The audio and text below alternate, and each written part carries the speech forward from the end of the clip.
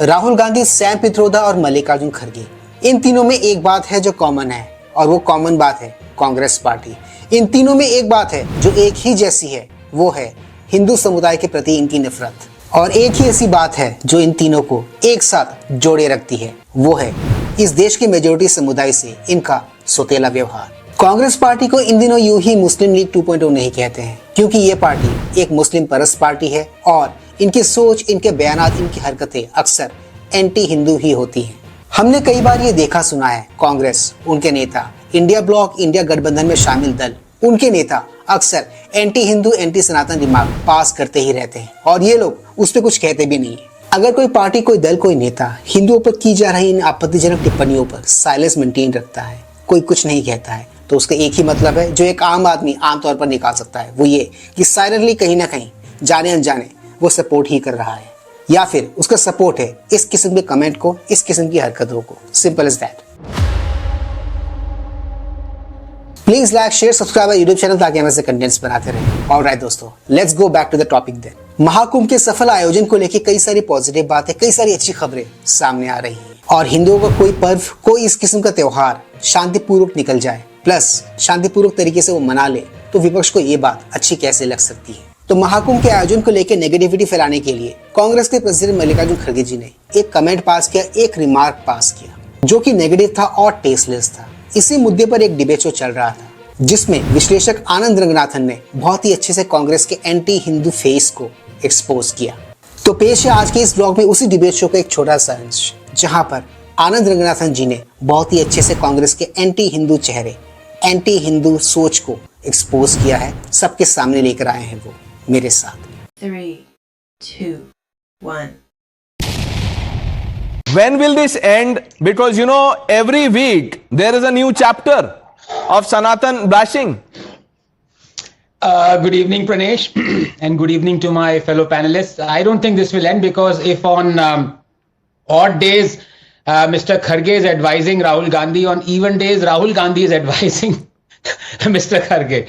So, you know, this kind of ping pong between the two goes on, and the people who suffer are the... He pointed out right कि Rahul Gandhi ji, Sam Pitroda और मल्लिकार्जुन खड़गे, इन तीनों के जो comment होते हैं, जो भी एंटी हिंदू रिमार्क्स होते हैं, वो अक्सर वेल ऑर्गेनाइज होते हैं, वेल सिंक्रोनाइज होते हैं। That's purely a team work in my opinion. जैसे कि मैंने आज बोल लिया, कल आप बोलना, परसों आप बोलोगे, right? And I think that's how these three they operate, they function. Common public. Now, I don't know how to comment on this absurd allegation, connecting two things that are so disparate that should not be connected, because if you connect them, you not only should be accused of being wholly farcical and illogical, but you also should be accused of being completely devoid of any interest in data. What data and science tells you, let me explain in less than a minute. Number one, does Mr. खड़गे जी का remark बहुत ही डिसटेस्टफुल था और बहुत ही भद्दा था, जिसके चलते उनकी खूब थूथू हो रही है और रिएक्शंस भी बहुत सारे आ रहे हैं। इस डिबेट शो में आप रिएक्शंस ही देख रहे हो actually. Mr. Kharge know that there is as much connection between between Kumbh and poverty reduction, as he says, as between what Rahul Gandhi says and his cerebrum.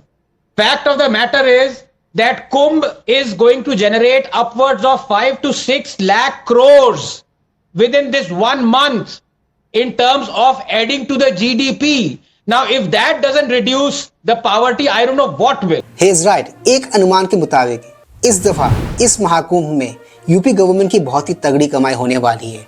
उनके total income का लगभग 1% यानी कि 1% सिर्फ महाकुंभ से यूपी गवर्नमेंट कमाने वाली है, जिसका सीधा और आसान सा मतलब यही है कि कई सारे लोगों को यहाँ पर एम्प्लॉयमेंट की अपॉर्चुनिटी मिल रही है। भले ही वो रिक्शा चालक हो, भले ही वहाँ पर वो होटल वाला हो, भले ही वहाँ पर छोटी मोटी दुकान लगाने वाला कोई भी भक्त हो, सब यहाँ पर कमा ही रहे हैं।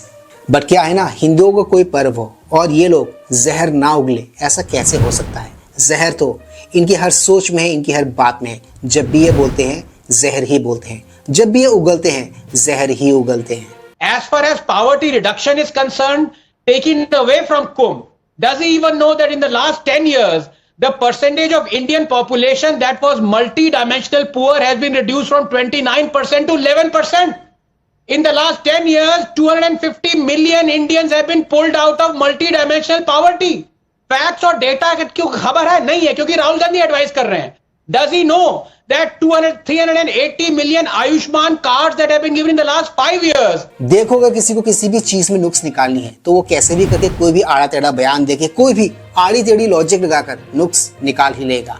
खड़गे जी भी यहाँ पर एग्जैक्टली वही कर रहे हैं, कुछ नया नहीं कर रहे वो.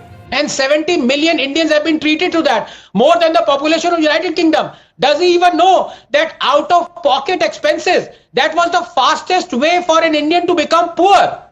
For hospitalization, right, has been slashed by 21%. इनको पता क्या है, मेरी ये समझ में नहीं आता, पर मैं आपको बताऊं असलियत क्या है 30 seconds में. They are not connected with data, with logic. इनको पॉवर्टी से कोई लेना देना नहीं है. असल में इनका है anti Hindu. Congress has become. यहां मैं इनकी इस बात से पूरी तरह डिसएग्री करूंगा कि Congress has become an anti Hindu party.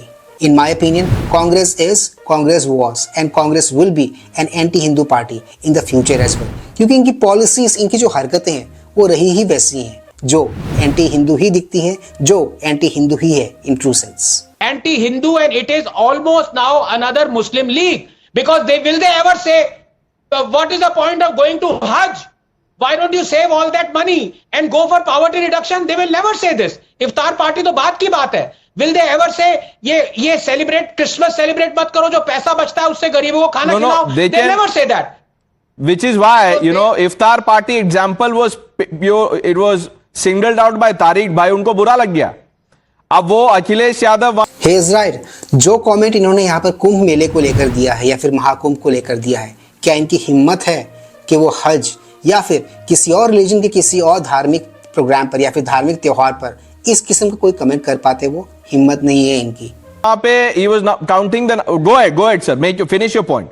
10 seconds took the proof that it has got nothing to do with absurd logic of economics with Kumbh. It is just anti-Hindu and Hindu phobia.